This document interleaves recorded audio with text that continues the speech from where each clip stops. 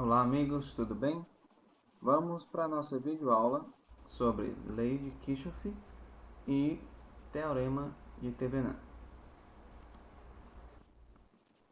As leis de Kirchhoff servem para encontrar as correntes e os sentidos das correntes no circuito são: primeira, em um nó, a soma das correntes elétricas que entram é igual à soma das correntes elétricas que saem.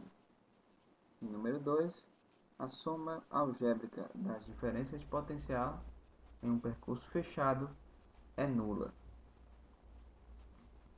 Sobre as correntes, veja este nó, estão chegando as correntes I5, I4 e I3, estão saindo as correntes I2 e I1. Logo, em um nó, a soma das correntes que entram é igual à soma das correntes que saem. Primeira lei que vai nos ajudar a resolver o nosso problema. Veja nesse outro exemplo. As correntes que chegam são I5, I1 e I2, e as correntes que saem são I4 e I3. Logo, I1 mais I2 mais I5 é igual a I3 mais I4. Bom, para poder apresentar um circuito, nós temos que saber que um ponto de conexão entre dois ou mais dipolos é conhecido como nó. E um trecho do circuito, compreendido entre dois nós, é conhecido como ramo. Nó, encontro os fios, e o ramo, o caminho entre dois nós. Outra definição importante é de malha. Entende-se como malha o caminho fechado, partindo de um determinado nó, caminha-se sobre os ramos, ultrapassa outros nós uma única vez até chegar ao nó de partida. Diversas malhas podem conter um mesmo nó, entretanto, nenhum nó pode aparecer de forma repetida em uma mesma malha. Vamos observar aqui esse circuito para começar a estudar. Aqui nós temos uma fonte, a barra menor é sempre negativo, a barra maior é positivo. Identificamos aqui um sentido da corrente, resistor R1, resistor R2 e R3. Perceba que está em série, então a mesma corrente que passa em R1, passa em R2, passa em R3. Se a gente fosse escrever aqui a equação desse circuito pela lei de Kirchhoff, como seria? V, tensão aplicada, é igual à soma das quedas de tensão. Soma da queda de tensão R1 mais a queda de tensão em R2 mais a queda de tensão em R3. É justamente o que tem aqui. Mas quem é queda de tensão em um resistor? É o valor da resistência multiplicado pela corrente que passa por ele. Certo? Não esqueçam disso. Vocês sempre vão utilizar este raciocínio. O que é uma queda de tensão? O valor da resistência vezes a corrente que passa por ele. Olha aqui esse outro circuito. Nesse outro circuito nós temos uma fonte V1, um resistor R1, outro resistor R2. E temos também uma fonte V2 e uma fonte V1, V3. Tá? Então, como seria, pela segunda lei, a equação deste circuito? V1 menos a queda de tensão em R1, quem é? R1I, menos a queda de tensão em R2, quem é? R2I, diminuindo a influência dessa fonte e a influência dessa fonte, tá? Subtraindo essas duas fontes, menos também a queda de tensão nesse resistor. Nesse caso aqui, foi assim que ficou a equação desse circuito. E nesse outro caso aqui, percebam que este desenho é a mesma coisa deste outro desenho. Mas se for desenhado dessa forma, fica um pouquinho mais fácil de visualizar as coisas. V1 é igual a esta queda de tensão é R1, mas quem é queda de tensão? No resistor 1, o valor da resistência vezes a corrente que passa por ele.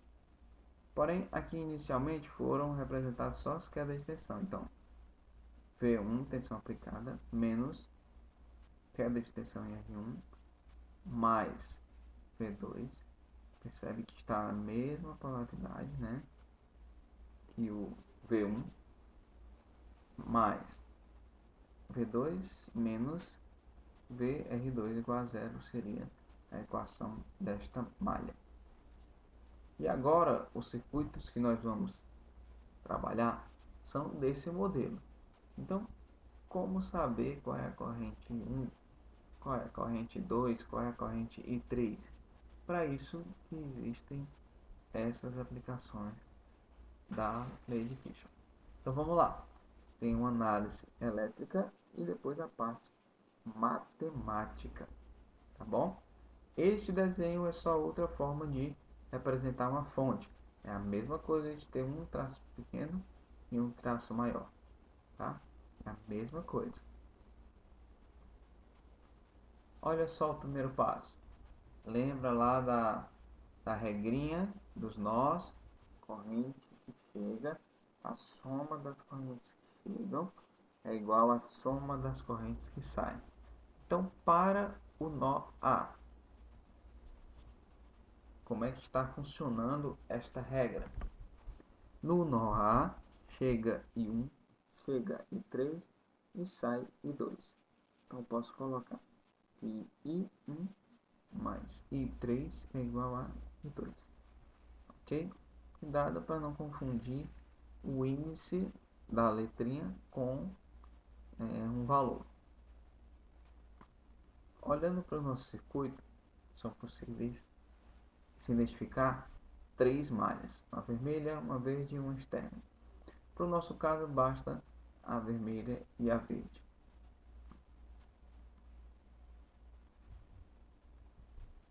Nós destacamos do circuito apenas a malha 1.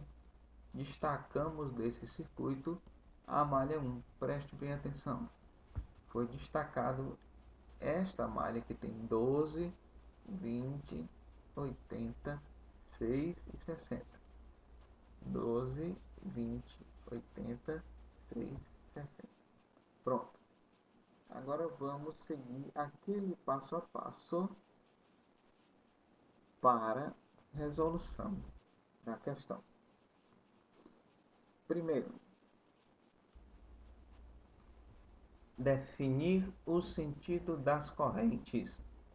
Isso já foi feito e continua aqui sendo representado. Preste atenção que esta corrente I1, ela sai do ponto B e chega até o ponto A correndo aqui por fora. A corrente I3 sai do ponto B, chega ao ponto A correndo por esse ramo aqui do centro. Ok?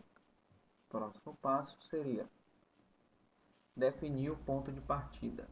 É muito importante que você faça esses passos. Desenhe no circuito, desenhe o ponto de partida, porque depois você pode se perder e sem saber se já passou por essa parte no circuito, né, como vai construir a equação. Então, definir o sentido das correntes, ok. Definir o ponto de partida, sim. Agora nós vamos definir um caminho para percorrer. O que é que isso significa? Por onde eu vou andar por cima do circuito para anotar o que eu tenho nesse circuito e transformar o circuito em uma equação. É importantíssimo você desenhar o caminho que você escolheu para percorrer. Cuidado para não confundir com o sentido da corrente. faça uma linha pontilhada, faça uma linha diferente, mas desenhe, não esqueça de desenhar o caminho que você está percorrendo, como eu fiz aqui nessa demonstração. Eu tenho um ponto de partida e eu tenho um sentido para caminhar. E agora, o que é que vem? Se o sentido da corrente é o mesmo do caminho que está percorrendo, o sinal da queda do resistor é positivo. Como assim? Espera aí. Eu tenho um sentido do caminho e tenho um sentido das correntes. Se o sentido da corrente é o mesmo do caminho, então o resistor é positivo. Vamos ver aqui. Eu saí do ponto, andei até aqui, encontrei o resistor R2. Tá? Passei por uma fonte, encontrei R2. Nesse caso, o caminho é contrário à corrente. Logo, quando nós formos escrever aquela extensão, ela será como, então, caminho contrário. Se o sentido da corrente é contrário ao do caminho percorrido, o sinal daquela extensão no resistor é negativo. Ok? Então, existe uma regra para quando eu encontrar resistor. Como é a regra para quando encontrar uma fonte? Coloca o sinal de acordo com o lado que você chegou. Nesse aqui seria como? Se eu cheguei pelo mais V1, ok? Mais V1 apenas uma vez, e aí depois encontrou o resistor. Se o caminho tivesse chegado por baixo, seria menos. Selecionando o primeiro elemento, vamos construir a equação dessa malha. Um pouquinho mais rápido. Então agora, V1,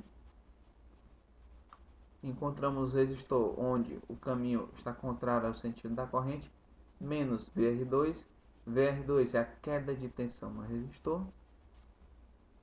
Continuamos andando no sentido que escolhemos para o caminho, encontramos uma fonte, porém essa fonte nós chegamos nela pelo sinal de menos, tá?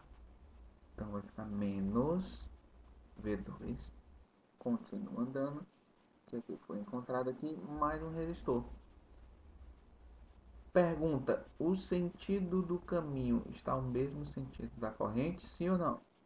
Olha aqui o sentido do caminho subiu. E o sentido da corrente está subindo. Logo, eu vou ter mais VR3. Porque nós estamos respeitando as regras de quando se encontra uma tensão e quando se encontra um resistor. Beleza. Próximo elemento, R1. Como o sentido do caminho é contrário ao sentido da corrente I1, o sinal vai vir negativo para cá. Mas percebam que ainda nessa fórmula estão só em função de tensões, né? Em função de tensões. Então vamos colocar em função da resistência da corrente para poder substituir os valores. Seria isso aqui. Quem é VR2, percebe que 2 aqui é só um índice, tá? Só o índice do resistor 2. Essa aqui é a tensão 2 e aqui é uma tensão no resistor 3. Quem é queda de tensão R2? O valor da resistência vezes a corrente que passa por ele. Quem é queda de tensão no resistor 3? Valor da resistência vezes a corrente que passa por ele. Repetindo aqui, tá? Repetindo essa fórmula, nós vamos igualar a zero, não tem problema. E vamos agora anotar o que nós já temos de importante. Nós temos uma equação para o nó, onde I2 é igual a I1 mais I3. Pode relembrar lá, conferir. E temos uma equação na malha 1. Tá? Aquela análise nos fez encontrar esta equação que representa a malha 1. Tá? Igualada a zero. Lembra do circuito? Está aqui ele. Vamos trabalhar agora com a malha 2. Destacando a malha 2. Vamos verificar os pontos. Tem o sentido das correntes? Sim. Tem um ponto de partida? Sim. Tem um caminho a percorrer? Sim.